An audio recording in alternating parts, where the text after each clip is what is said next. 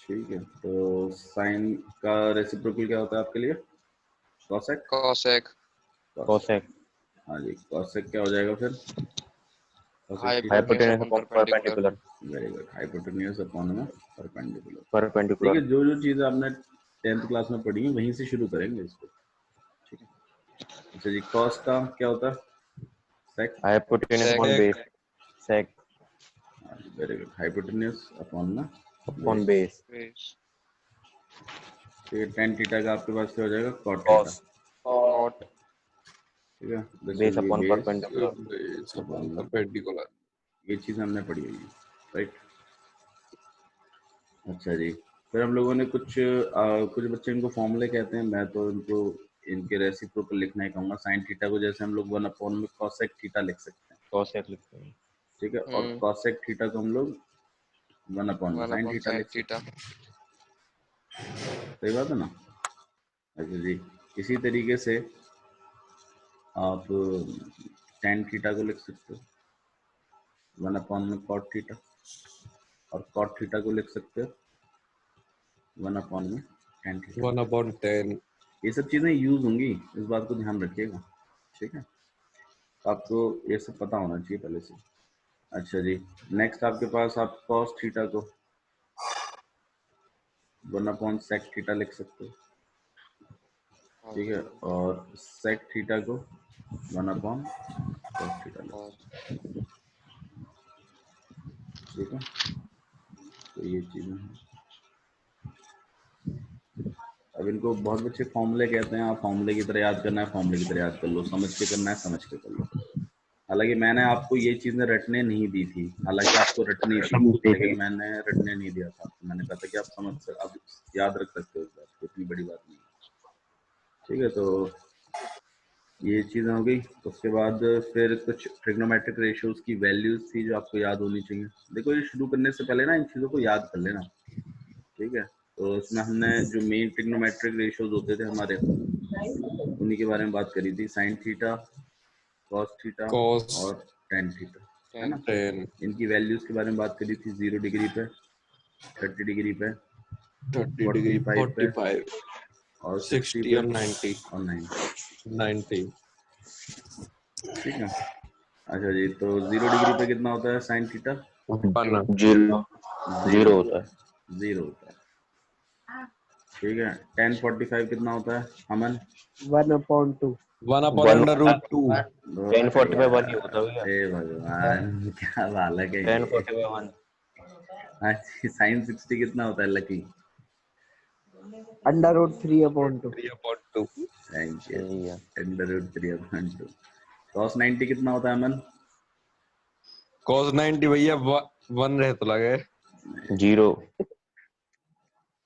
tan 30 कितना होता है लकी? tan 30 होता है ये 2/√3। ये 2/√3 तो कुछ होता ही नहीं है, कुछ भी कह रहा है। √3 बाय 1/√3। 1/√3। tan में 2 ही होते हैं, एक √3 होता है, एक 1/√3 होता है। कितनी बार बोला है तुमने, फिर भी नहीं सुनते तुम। tan 60 कितना होता है? √3। हाँ भाई, tan 0 कितना होता है अमन? इन्फिनिटी। बहुत बढ़िया। 0। tan 90 कितना होता है? इन्फिनिटी। cos थीटा, cos 30 कितना होता है? √3/2। और sin 45 कितना होता है लकी? 1/√2। √2। हाँ जी, sin 30 कितना होता है? 1/2। 1/2। cos 0 कितना होता है अमन? U भैया 1। cos 45 1/√2। और cos 60 1/2। ये sin 90 आपके पास होता है 1। तो कल मैं आप लोगों से फिर पूछूंगा इस चीज को, ठीक है। और अगर आप लोगों में से किसी ने भी गलत बताया तो ध्यान रखना कि उसे उतनी बार ही लिखना है, मतलब अगर एक गलत बताया तो 10 टाइम्स लिखना है इस टेबल को, 2 गलत बताया तो 20 टाइम्स लिखना है, 10 गुना करके कर लेना उतना हिसाब बता। ठीक है, तो याद रखना है इस चीज को। देखो ये ट्रिग्नोमेट्रिक फंक्शन है, चैप्टर का नाम ही ट्रिग्नोमेट्रिक फंक्शन है, आपको याद करना ही पड़ेगा, ये सब वैल्यूज आपको याद होनी चाहिए ऐसे। ठीक है, तो ये चीजें भी आपने 10th क्लास में पढ़ी थी, सही बात है ना एरन? हाँ भैया। ठीक है, अच्छा जी, नेक्स्ट चीज जो हमें इसमें पढ़नी है, और क्या चीज पढ़ी थी हम लोगों ने? हमने कुछ फॉर्मूले भी पढ़े थे, sin square theta plus cos है ना? theta equals to 1। हाँ जी, sin इसमें square theta minus cos theta। Very good. उनसे पहले हम लोगों ने एक चीज और भी पढ़ी थी, कॉम्प्लीमेंट्री पढ़े थे, sine 90 minus sin 90 minus theta equal to 90 theta, minus theta 90 minus theta equal to में कितना लिख सकते हैं इसको? cos theta। cos है theta। ना? cos कॉम्प्लीमेंट्री, रेसिप्रोकल नहीं, there is a difference between reciprocal and complementary. Complementary का साइन कॉम्प्लीमेंट्री। ठीक है, ओके। और अच्छा, मेरे को कोई कॉस का फुल फॉर्म बताएगा? cosine भैया। cosec। कोसेक नहीं है, कोसाइन है, हाँ cosine। कोसाइन। Cosine। और इसमें को का मतलब क्या होता है? complement। हाँ, को का मतलब होता है कॉम्प्लीमेंट, को का मतलब कोका कोला नहीं है यहाँ पे। complement sin। ठीक है, ओके। साइन का इस तरीके से होता है, तो इसी तरीके से कॉस का भी हो जाएगा, कॉस 90 माइनस थीटा, कितना आ जाएगा आपके पास? Sign. sin theta। sin theta। sin theta। सही है मन, समझ में आया? हाँ भैया। ठीक है, अच्छा जी, नेक्स्ट हमारे पास सेक 90 माइनस थीटा किसके बराबर होगा लकी? cosec। cosec theta. और कॉसेक 90 माइनस थीटा किसके बराबर होगा? ये sec theta। सेक थीटा हो sec जाएगा। theta। और इसी तरीके से 10 90 minus theta cot theta। Cot theta के, और cot 90 minus theta. tan tan theta। theta। tan theta। तो इन बातों को भी ध्यान रखना है। ठीक है, हमारे कुछ फॉर्मूले थे, उन्हें भी हमें याद रखना है कि sign square theta plus cos square theta कितना होता है? 1। 1। और सारे याद रखने हैं हमें। देखो इसके अंदर ना लगभग 22-23 फॉर्मूले हैं इस चैप्टर में खुद, अभी 11th क्लास के हिसाब से टोटल 22-23 फॉर्मूले हैं, और मैं ये चाहता हूँ कि आप वो 22-23 फॉर्मूले एज इट इज लिखें। अब हालांकि उसके लिए आप जो भी ट्रिक निकालना चाहो निकालो, ठीक है, जो भी ध्यान, जो भी जैसे भी रखना है वैसे ध्यान रखो, लेकिन मुझे वो फॉर्मूले चाहिए बाय हार्ट, बिल्कुल सही तरीके से। ठीक है, अभी मैं सिखाऊंगा वो फॉर्मूले कौन कौन से हैं, ठीक है, लेकिन जब मैं सिखाऊंगा तो मैं नहीं चाहता कि आप उनको भूलो। क्यों नहीं चाहता मैं आप भूलो? क्योंकि ये फॉर्मूले यूज होंगे 12th में भी, और आगे चल के आपके और भी कॉम्पिटिटिव एग्जाम्स में भी। ठीक है, जैसे ये फॉर्मूले यूज हो गए ना अभी तक, ऐसे ही वो भी यूज होंगे। तो अगर जो बच्चा उन फॉर्मूलों को याद कर गया, उसके लिए तो ट्रिग्नोमेट्री बड़ी आसान लगने लगेगी उसे। और जो बच्चे फॉर्मूले याद नहीं कर पाएंगे, उन्हें ट्रिग्नोमेट्री बहुत टफ लगेगी, वो हमेशा डरेंगे ट्रिग्नोमेट्री से। ठीक है, तो फॉर्मूले आपको जरूर याद करने हैं, वो जो भी फॉर्मूले, मतलब फॉर्मूले याद करने का मतलब समझ रहे हो ना? फॉर्मूले याद करने का मतलब है कि ऐसे नहीं कि एक बार पढ़ लिया और हो गया, नहीं नहीं, इतना याद करना है कि अगर किसी क्वेश्चन में अगर आपको फॉर्मूला लगता हुआ दिखाई दे रहा है ना, तो आपको समझ जाना चाहिए कि देखो यहाँ ये फॉर्मूला लग रहा है। जैसे अब देखो, मैं अगर आपके आगे कभी भी ऐसा लिखता हूँ, अब कितने बच्चों को क्या समझ में आ रहा है? ये कोई कौन सा फॉर्मूला है? a square minus b square। A square minus B square का फॉर्मूला। अब आधों को नहीं समझ में आ रहा होगा कैसे ए स्क्वायर माइनस बी स्क्वायर है, हमें तो नहीं दिखा। अब कुछ को ऐसा हुआ होगा मेरे बोलने के बाद समझ में आया होगा, लेकिन कुछ को ऑटोमेटिकली समझ में आ गया होगा ये कौन सा फॉर्मूला है, ए स्क्वायर माइनस बी स्क्वायर। ठीक है, क्यों समझ में आ गया उनको? क्योंकि वो इस फॉर्मूले को इतनी बार पढ़ चुके हैं, इतनी बार पढ़ चुके हैं कि उनको ये रटा हुआ है। ठीक है, मतलब वही वाली बात है। देखो एक तो होता है दिमाग में, एक होता है ब्लड में आ जाना, तो ये उनके ब्लड में आ चुका है कि भाई अब ऐसा कभी भी देखेंगे ना वो, तो वो यही लगाते हैं लॉजिक। ठीक है, ऐसे बहुत सारे क्वेश्चंस देख चुके हैं, बहुत बार ये फॉर्मूला लगा चुके हैं ऐसे, तो उनको ये आदत आ गई है कि ऐसा ही होता है ये। ठीक है, तो सेम इसी तरीके से आप फॉर्मूले याद करना एक अलग चीज है, और फॉर्मूले देख लेना क्वेश्चनों में वो एक अलग चीज है। तो मैं वहां तक चाहता हूँ कि आप मतलब क्वेश्चनों में देख ले सकते हैं, ठीक है। तो इतना इतना याद जी करें, ओके। और ये चीज तभी हो पाती है, जो चीज मैं आपसे कह रहा हूँ वो तभी हो पाएगी जब आप फॉर्मूलों को याद करोगे। क्योंकि एक्सरसाइज शुरू करने से पहले हमें फॉर्मूले याद होने चाहिए।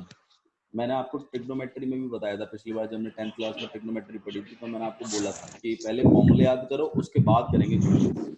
ऐसे नहीं होंगे कि भैया हम क्वेश्चन कर रहे हैं फिर आप फॉर्मूले पीछे से देख रहे हो, वो एक गलत अप्रोच है, ठीक है। तो इसमें भी हम वही वही टेक्निक अपनाएंगे कि पहले फॉर्मूले और उसके बाद फिर क्वेश्चन, ओके। तो लेट्स स्टार्ट। तो यहाँ पे sine square theta plus cos square theta equal to 1 है।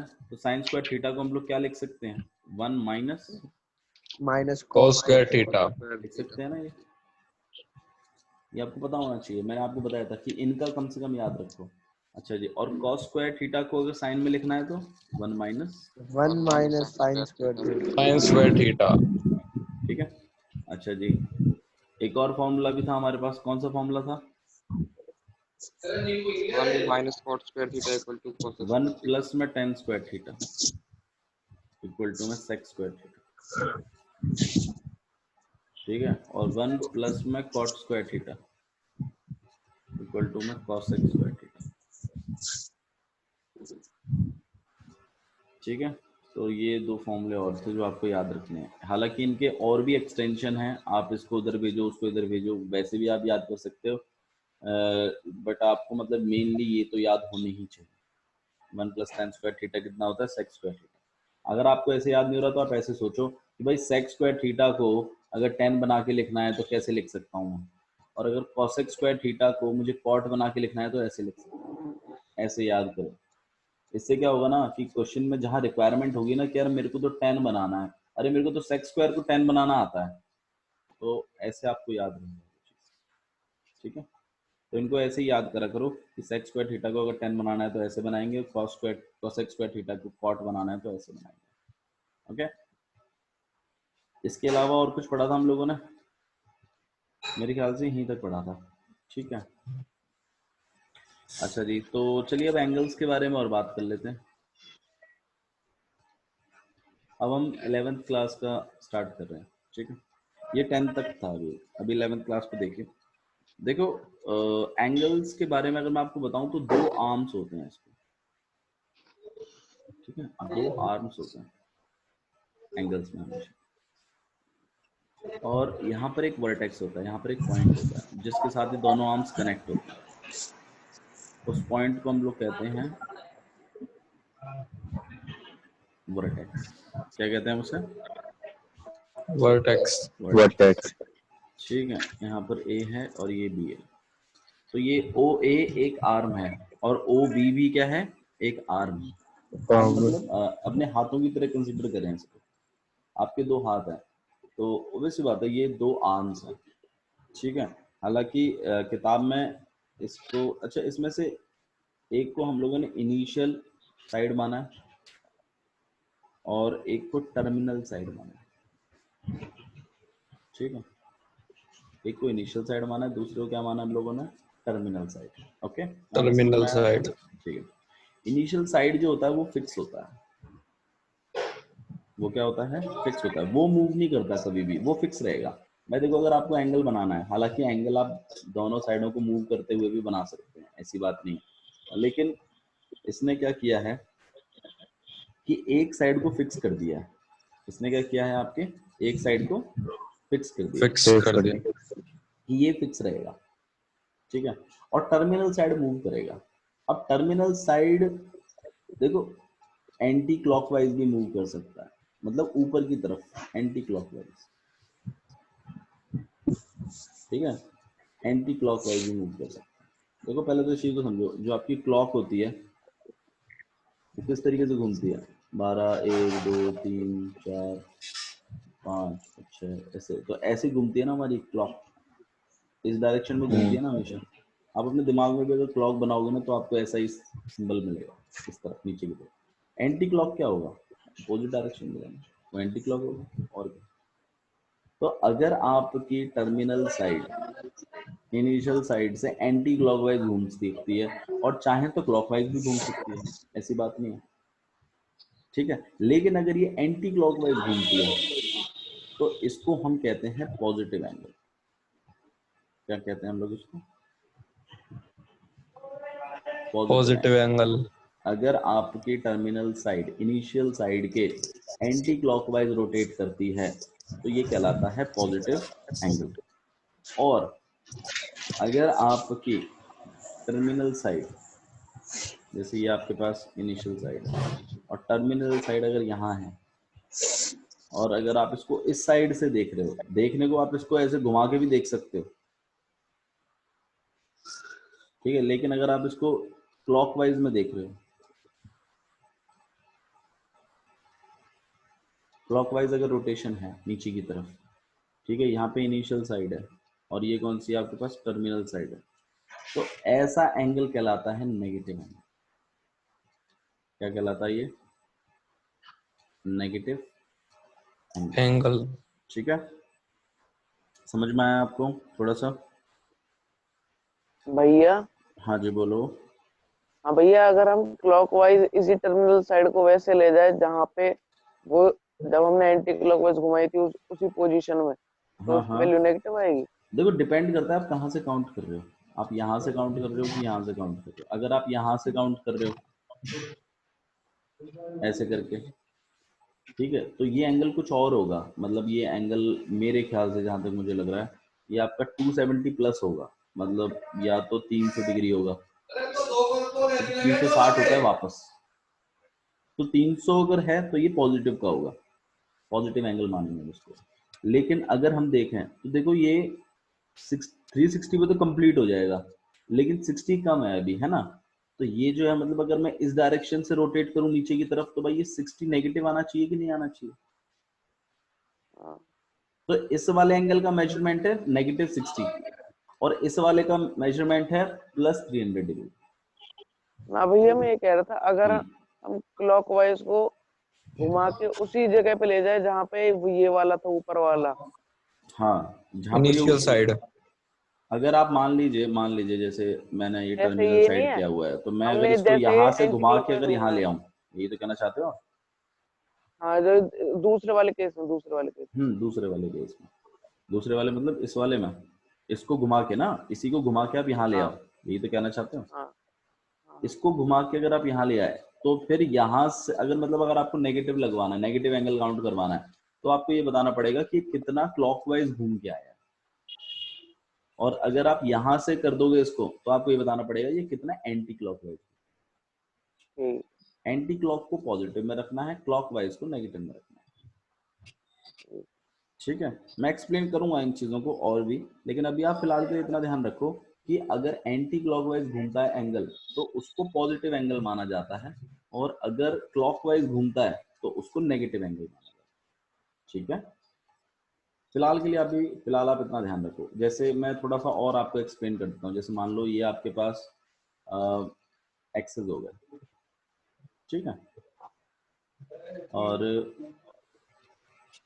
देखो आपकी मैम ने भी आपको शायद बताया होगा या नहीं बताया होगा, आई डोंट नो, चलो इस चीज के बारे में भी हम लोग अभी मैं बिल्कुल बेस बनाते हुए चलता हूँ। देखो यहाँ पे 4 क्वाड्रेंट होते हैं, first quadrant, second quadrant, third quadrant और ये फोर्थ क्वाड्रेंट। ठीक से समझना, ठीक है, और नहीं समझ में आया तो मुझे बताइएगा, क्योंकि ये बहुत इंपॉर्टेंट बेसिक है, ठीक है। अच्छा जी, ये आपके पास 0 डिग्री होता है जहां तक आप लोग जानते हो, ये कितना होता है? 90 डिग्री। 90 डिग्री, ये कितना होता है? 180, 180 डिग्री। ये कितना होता है आपके पास? 270। और ये वापस कितना हो जाता है आपके पास? 360। बताइए। 360। हाँ जी, इससे आप लोग फर्स्ट क्वाड्रेंट कहते हैं, ये सेकंड क्वाड्रेंट होता है, ये थर्ड क्वाड्रेंट होता है, और ये फोर्थ क्वाड्रेंट होता है। सही है कि गलत है भाई? यहाँ तक समझ में आया आप लोग को? हाँ भैया। ठीक है, कोई दिक्कत तो नहीं है इसमें? ना भैया। ठीक है। नहीं भैया। अब एक बात समझो, आप लोगों ने अब ना इन सिर्फ इसी क्वाड्रेंट में अभी तक पढ़ा है आपने 10th क्लास में, जो आपने ट्रिग्नोमेट्रिक रेशियोज पढ़े 10th क्लास में, जो भी आपने ट्रिग्नोमेट्रिक रेशियोज पढ़े हैं वो सिर्फ और सिर्फ फर्स्ट क्वाड्रेंट के ही पढ़े हैं, मैं आपको सच बताऊं तो। देख लो 0 से लेके 90 तक की तो वैल्यूज पढ़ी है आपने। 0, देन आपके पास 30, देन आपके पास 45, देन फिर 60 और फिर 90, यहीं तक वैल्यूज पढ़ी है कि नहीं पढ़ी? तो 0 से लेके 90 तक ही तो पढ़ा है आपने, आया ना? सही बात है ना? आप लोगों ने 0 से लेके सिर्फ 90 तक ही पढ़ा है खाली। जी भैया। ठीक है, अब हम जो 11th क्लास में जो चीज पढ़ने वाले हैं, ठीक है अमन, सुनाई दे रहा अमन? हाँ जी भैया, हाँ भैया सुनाई दे रहा। हाँ, तो 0 से लेके 90 तक हम लोगों ने 10th क्लास में पढ़ा है। अब 90 से आगे ट्रिग्नोमेट्रिक रेशियोज कैसे बिहेव करते हैं ये हम 11th क्लास में पढ़ेंगे। कि क्या इनसे आगे इसकी वैल्यूज नहीं होती हैं, इसके आगे भी इसकी वैल्यूज होती हैं, और उसके लिए क्या क्या तरीके हैं, कैसे करते हैं उनको, ये चीजें हम लोग 11th क्लास में पढ़ने वाले हैं। ठीक है, अच्छा जी। अच्छा मुझे बात दो, आपने जितनी वैल्यूज भी निकाली थी, चाहे वो साइन की हो, चाहे वो कॉस की हो, चाहे वो टेन की हो, क्या कोई भी वैल्यू नेगेटिव आई थी? नहीं भैया, -1, नहीं भैया। -√3 नहीं आई थी ना? तो इससे हमें ना ये भैया। पता चलता है कि हमारा ये वाला जो क्वाड्रेंट है, फर्स्ट क्वाड्रेंट, ध्यान रखना इस बात को, पॉजिटिव, इसमें सारे Positive में। ट्रिग्नोमेट्रिक रेशियो, सारे एंटी क्लॉकवाइज। ट्रिग्नोमेट्रिक रेशियोज कैसे होते हैं? Anti clock. पॉजिटिव होते हैं। सारे ट्रिग्नोमेट्रिक रेशियो, ऑल ट्रिग्नोमेट्रिक वो तो ratios are positive. Anti clockwise clockwise का हिसाब किताब नहीं है इसमें। मैं वो एंटी क्लॉकवाइज कब होगा वो चीज मैं आपको बताऊंगा, डोंट वरी। अभी फिलहाल के लिए इस बेस को बनाओ कि फर्स्ट क्वाड्रेंट में सारे trigonometric ratios, all trigonometric ratios are positive. इसीलिए आपने 0 से लेके 90 तक जितने भी आपने 10th क्लास में ट्रिग्नोमेट्रिक रेशियोज पढ़े हैं उसमें एक सिंगल ट्रिग्नोमेट्रिक रेशियो की वैल्यू भी नेगेटिव नहीं है। क्यों? क्योंकि फर्स्ट क्वाड्रेंट में सारे ट्रिग्नोमेट्रिक रेशियोज पॉजिटिव माने जाते हैं। ठीक है, समझ में आया आपको? हाँ जी भैया। ठीक है, अच्छा जी। नेक्स्ट पे आओ, सेकंड क्वाड्रेंट में।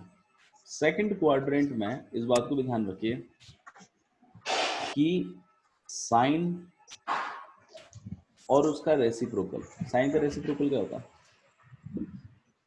कोसेक। कॉसेक। तो साइन और कॉसेक, देखो जिस तरीके से मैं आपको बता रहा हूँ ना उसी तरीके से याद रखना। साइन और कॉसेक होते हैं बस पॉजिटिव, बाकी सब क्या होगा?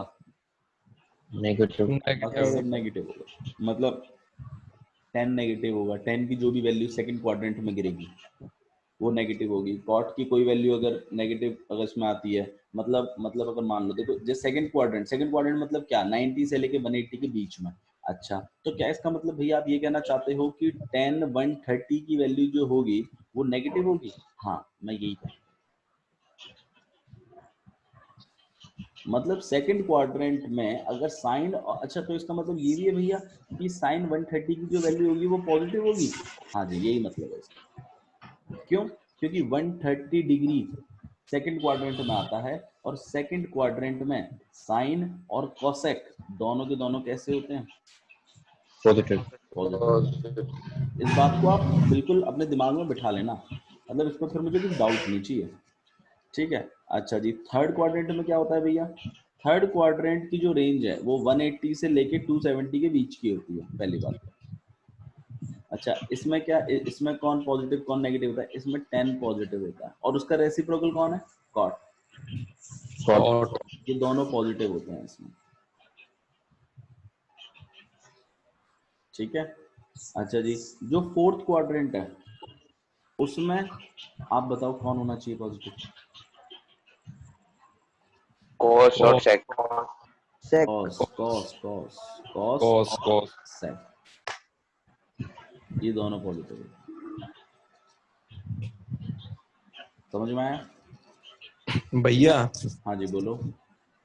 भैया जैसे ये आपने बताई है कि 0 से लेकर 90 डिग्री में जो ये डिग्री बता रहा है कि जितना गैप इनमें इतना ही सेकंड क्वाड्रेंट में भी होगा। हम बाबू 90 से लेके 180 के बीच में कितने का गैप है? 90 का। 180 से लेके अरे नहीं, जो 270। ये हाँ, रेशो जैसे 0, 30 डिग्री, 45, 60 और 90। अच्छा ये वाले 0 और 30। देखो हाँ ऐसी जब मतलब हाँ जब हम लोग सेकंड क्वाड्रेंट में पहुंचेंगे ना, तो देखो इनकी कोई वैल्यूज नहीं आएंगी, हम कुछ पर्टिकुलर पॉइंट पे कुछ वैल्यूज निकालेंगे, ठीक है। अब यही वैल्यूज होंगी उसमें कि नहीं होंगी, इसके बारे में कोई एग्जैक्ट आइडिया नहीं है। वो जब हम निकालेंगे ना वैल्यूज, तब हम इस बात को क्लियर करेंगे। अलग अलग पॉइंट्स पे अलग अलग वैल्यूज, ठीक है। मान लो जैसे इसमें इसमें क्या पता 120 पे पता चलेगी वैल्यू, 150 पे पता चलेगी, ठीक है। तो इसमें अलग अलग पॉइंटों अच्छा। पे अलग अलग वैल्यूज आएंगी, ठीक है। तो ऐसा सच मत करिए कि इसमें भी जैसे 0, 30, 45, 60, 90 पे होती है, तो क्या इसमें भी ऐसा ही निकलेगा?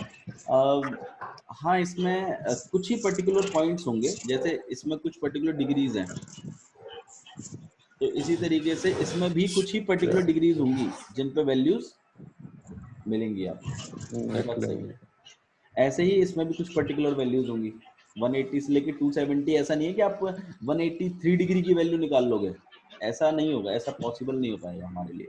लेकिन हाँ, हम कुछ पर्टिकुलर वैल्यूज निकाल पाएंगे, जैसे 210 की वैल्यू निकाल लेंगे, साइन 210 की डिग्री की वैल्यू हम निकाल सकते हैं। अब वो कैसे निकालेंगे वो एक अलग टेक्निक है, उसके लिए मैं आपको बताऊंगा, ठीक है। ओके, समझ में आया? तो हाँ जी फिलहाल के भैया। लिए आप इतना ध्यान रखिए कि इस तरीके से आपके पास 4 क्वाड्रेंट होते हैं। 4 क्वाड्रेंट में फर्स्ट क्वाड्रेंट ऑल पॉजिटिव होता है, इसीलिए आपको 10th क्लास में कोई भी ऐसा सिंगल ट्रिग्नोमेट्रिक रेशियो नहीं मिला जिसकी वैल्यू नेगेटिव आई। सेकंड में साइन और कॉसेक पॉजिटिव होते हैं, थर्ड में tan और cot पॉजिटिव होते हैं, और फोर्थ में cos और sec पॉजिटिव होते हैं, ठीक है, ध्यान रहेगा। हाँ जी भैया। अच्छा जी, तो चलिए यहाँ पर कुछ हम डिग्रीज की और बात कर लेते हैं। देखिए कुछ यहाँ पे कुछ डिग्री मेजर्स हैं हमारे पास, ठीक है।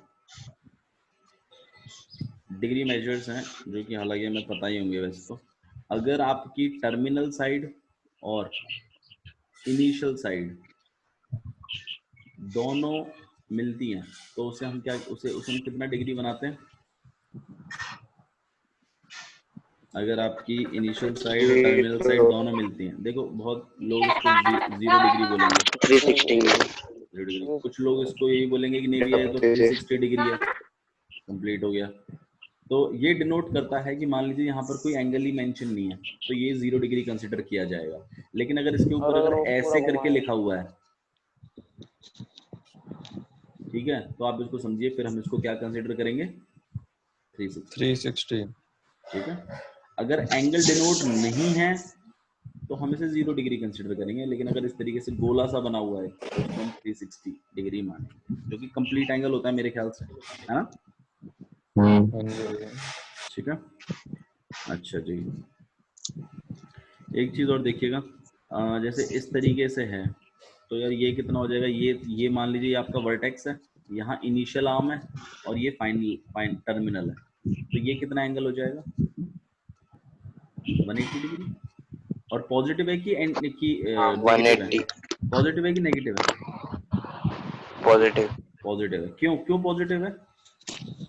Anti clockwise. हाँ, एंटी क्योंकि ये कौन क्लॉकवाइज हो सा रहा है? है। क्योंकि ये कैसा है? एंटी क्लॉकवाइज है, यही चीज मैं बताना क्लॉकवाइज चाहता हूँ। अच्छा, ये जो होगा, ये वाला जो है, ये कंप्लीट एंगल जो हुआ है, ये 360 पॉजिटिव है कि नेगेटिव है? पॉजिटिव। पॉजिटिव है। क्यों? पॉजिटिव है भैया, क्योंकि एंटी क्लॉकवाइज हो रहा है। क्योंकि ये भी एंटी क्लॉकवाइज ही मेजर हुआ है, सही है ना? हाँ जी भैया। खुशी, समझ में आया? Yes sir. ठीक है। अच्छा जी, नेक्स्ट को देखते हैं।